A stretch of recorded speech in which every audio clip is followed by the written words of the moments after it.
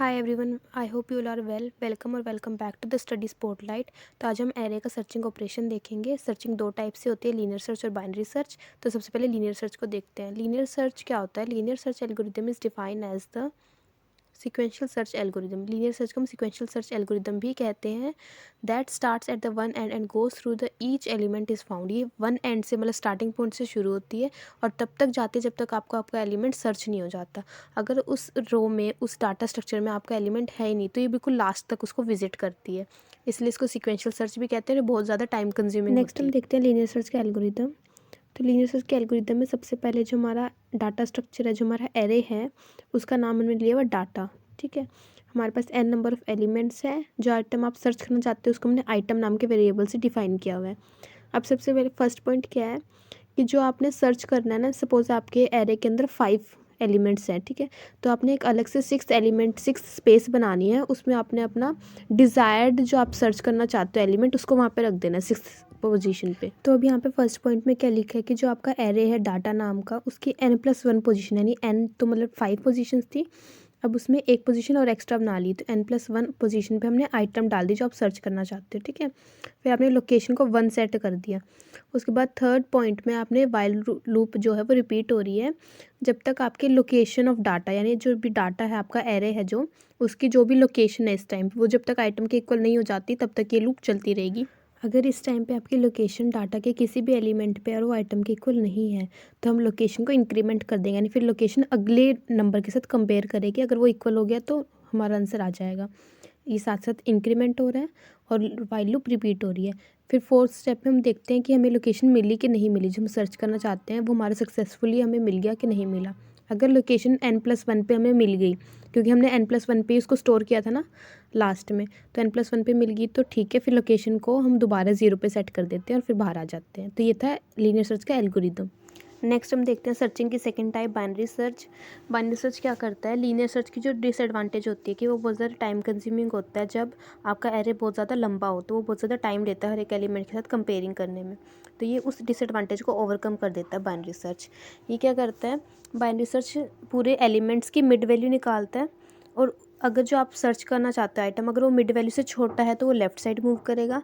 अगर वो आइटम जो आप सर्च करना चाह रहे हो वो मिड वैल्यू से लंबा है, बड़ा है मतलब, तो वो राइट साइड मूव कर जाएगा। फिर उधर जाके फिर वो दोबारा से मिड वैल्यू निकालता है। ऐसे ही चलती रहती है प्रोसेसिंग। ये काम कब तक चलता है? जब तक आपका मिड वैल्यू आइटम के इक्वल नहीं हो जाती। तो हम इसको बार बार हम देखते हैं कि हमें राइट साइड मूव करने की लेफ़्ट साइड। अगर आपकी आइटम छोटी होगी मिड वैल्यू से तो हम लेफ़्ट साइड मूव करते हैं। अगर आइटम बड़ी होगी तो हम राइट साइड मूव करते हैं, फिर वहाँ जाके दोबारा मिड वैल्यू निकलती है। जब आपकी मिड वैल्यू आइटम के इक्वल हो जाती है तो वहाँ पे हमें हमारा सर्चिंग का जो प्रोसेस है वो कंप्लीट हो जाता है। तो ये बाइनरी सर्च मिड वैल्यू के साथ काम करता है। और इसकी एक कंडीशन होती है बहुत इंपॉर्टेंट कि जो भी आपका एरे है वो सॉर्टेड होना चाहिए, या तो असेंडिंग ऑर्डर या डिसेंडिंग ऑर्डर में वो अरेंज होना चाहिए पहले से। ये इसकी कंडीशन होती है एक। इस कंडीशन के बेस पे ही हम राइट या लेफ़्ट साइड मूव करते हैं। तो सारे एलिमेंट्स अरेंज हैं, सॉर्टेड हैं पहले से। तो पहले से सॉर्टेड होना बहुत इंपॉर्टेंट है। बाइनरी सर्च तभी काम करता है। उसके बाद सपोज मुझे 69 फाइंड आउट करना, तो सबसे पहले मैं 0 से लेके 8 इंडेक्स नंबर की मिड वैल्यू निकालूंगी। मिड वैल्यू निकली 4। अब मैं उसको चेक करूँगी कि जो मेरा आइटम है 69, अगर वो मिड वैल्यू से बड़ी है तो मैं राइट साइड मूव करूँगी, अगर छोटी होती तो मैं लेफ्ट साइड मूव करती। अभी 69 बड़ी थी 46 से, तो मैं राइट साइड मूव करी। अब मैंने राइट साइड मूव किया। अब मैं फिर से मिड वैल्यू निकालूंगी। अब मिड वैल्यू निकलेगी 4th इंडेक्स से लेके 8 इंडेक्स तक।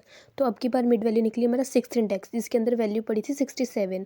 तो मैं इसको फिर से कंपेयर करूँगी कि जो मेरा आइटम है 69, अगर वो 67 से बड़ी है तो मैं राइट साइड मूव करूँगी। तो वो अभी भी बड़ी है तो मैंने राइट साइड मूव किया। अब मुझे फिर से मिड वैल्यू निकालनी पड़ी। तो अब की बार मेरी मिड वैल्यू निकलेगी 6 से लेके 8 तक, तो 7 मेरी मिड वैल्यू आ गई। और अब मेरी मिड वैल्यू जो है वो मेरे आइटम के इक्वल मिल गई है। तो यहाँ पर मेरी सर्चिंग ऑपरेशन सक्सेसफुल हो गया है। तो ये ऐसे बाइनरी सर्च काम करता है। इसकी कंडीशन बस एक ही है कि वो सॉर्टेड होना चाहिए। नेक्स्ट हम देखते हैं बाइनरी सर्च का एल्गोरिदम। यहाँ पे मेरा जो एरे है उसका नाम मैंने डाटा रखा है। एक लोअर बाउंड वेरिएबल लिया है, एक अपर बाउंड वेरिएबल लिया है।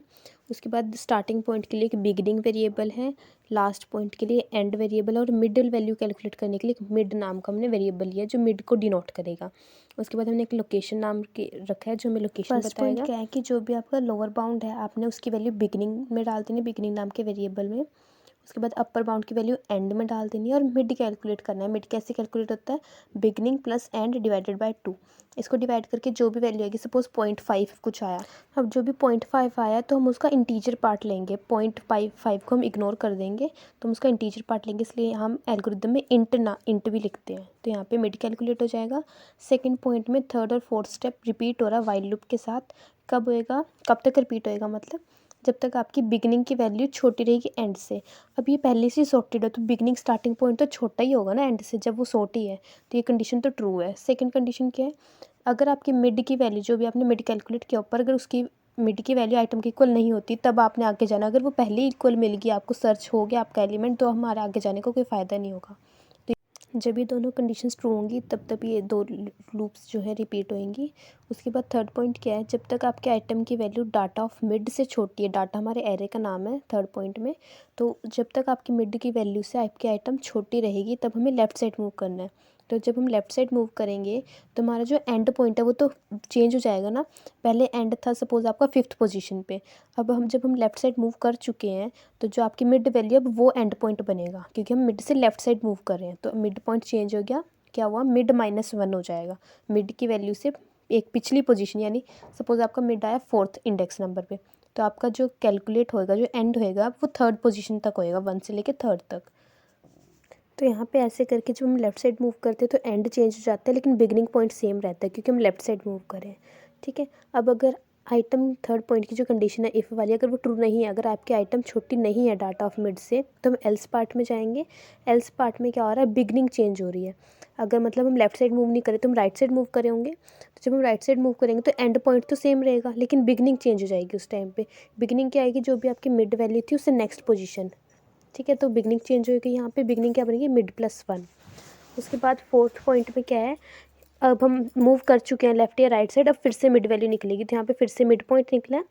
5th पॉइंट में फिर से मिड पॉइंट को हम कंपेयर करेंगे डाटा ऑफ मिड को, अगर वो आइटम के इक्वल है तो लोकेशन में मिड की वैल्यू दे दो और लोकेशन को प्रिंट करवा दो।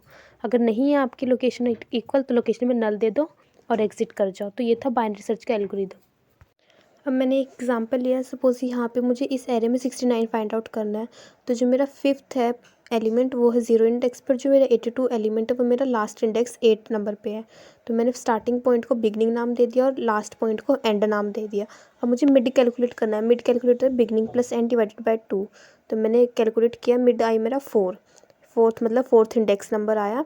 अब ये 4th इंडेक्स नंबर पे 46 एलिमेंट है, तो वो मेरा बिगनिंग की वैल्यू चेंज होगी, वो हो गया मिड +1। मिड था मेरा 46, तो मतलब मेरे 5th इंडेक्स नंबर से वैल्यू चेंज होगी है, मतलब 5th यहाँ पे मेरी बिगनिंग की वैल्यू चेंज होगी है 5 और एंड सेम रहा 8। तो मेरा मिड कैलकुलेट हुआ तो मेरा मिड आया 6.5, लेकिन मैंने इंटीजर पार्ट लेना है तो मेरा मिड आएगा 6। तो 6 नंबर पे था मेरा 67, अभी भी ये आइटम के इक्वल नहीं है, तो मुझे फिर से मूव करना पड़ेगा या तो राइट साइड या लेफ्ट साइड। आइटम जो है वो मिड की इक्वल नहीं है, अभी भी जो मेरा आइटम है वो मिड से बड़ा है, तो फिर से मैं राइट साइड मूव करूँगी। राइट साइड मूव करूँगी तो मेरा बिगनिंग की वैल्यू फिर से चेंज होगी, मिड +1 हो जाएगी और फिर से मिड कैलकुलेट होगा, तो अब मेरा मिड आया 7। तो जो मेरा मिड था अब वो आइटम के इक्वल आ गया। यहाँ पे आइटम भी मेरी 69 है और जो मेरा मिड आया वो भी 69 है, तो आइटम और मिड इक्वल हो गए हैं, तो मेरा जो सर्चिंग ऑपरेशन था वो सक्सेसफुल हो गया। तो इस हिसाब से बाइनरी सर्च काम करता है। अब हम देखते हैं लीनियर सर्च की कॉम्प्लेक्सिटी।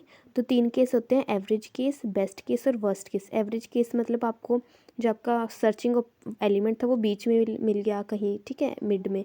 बेस्ट केस की वो फर्स्ट पोजीशन पे मिल गया और वर्स्ट केस की वो पूरा लास्ट तक विजिट किया हमने, लेकिन हमें एलिमेंट मिला ही नहीं।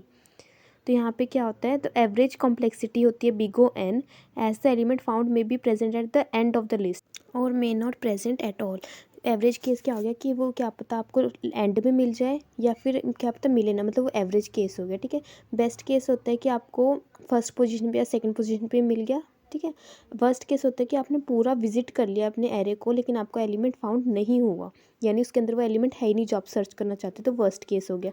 लेकिन जो हम कंसीडर करते हैं कॉम्प्लेक्सिटी वो एवरेज केस वाली करते हैं, और जो ये ओ लिखा है इसको हम बिग ओ कहते हैं, बिग ओ। तो ये बिग ओ एन हम कंसीडर करेंगे लीनियर सर्च के लिए एवरेज केस।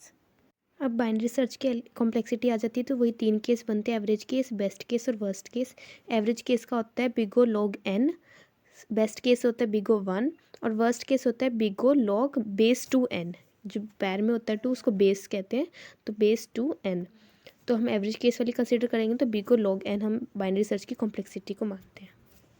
उसके बाद बेस्ट केस वही कि आपको फर्स्ट पोजीशन पे ही आपके सर्चिंग जो एलिमेंट था वो मिल जाए, और वर्स्ट केस कि आप पता वो लास्ट में मिले या फिर वो मिले ही ना। तो ये 2 केस हो रहे। अब लास्ट क्वेश्चन आता है difference between linear search and binary search. तो लीनियर सर्च के लिए कोई भी कंडीशन ज़रूरी नहीं होती। तो यहाँ पे ज़रूरी नहीं कि आपका एरे जो सॉर्टेड हो, लेकिन बाइनरी सर्च में जो आपका एरे है वो मस्ट बी सॉर्टेड, वो सॉर्टेड ही होना चाहिए। सेकंड पॉइंट है लीनियर सर्च को हम सिक्वेंशियल सर्च कहते हैं, और बाइनरी सर्च को हम हाफ इंटरवल सर्च कहते हैं, क्योंकि इसमें मिड वैल्यू कैलकुलेट होती है। थर्ड पॉइंट, लीनियर सर्च की टाइम कॉम्प्लेक्सिटी होती है बिग ओ एन, और बाइनरी सर्च की होती है बिग ओ लॉग एन। जो लीनियर सर्च है वो मल्टी डायमेंशनल एरे को यूज़ करता है, और जो बाइनरी सर्च है वो सिंगल डायमेंशनल एरे को यूज़ करता है, यानी 1D एरे को।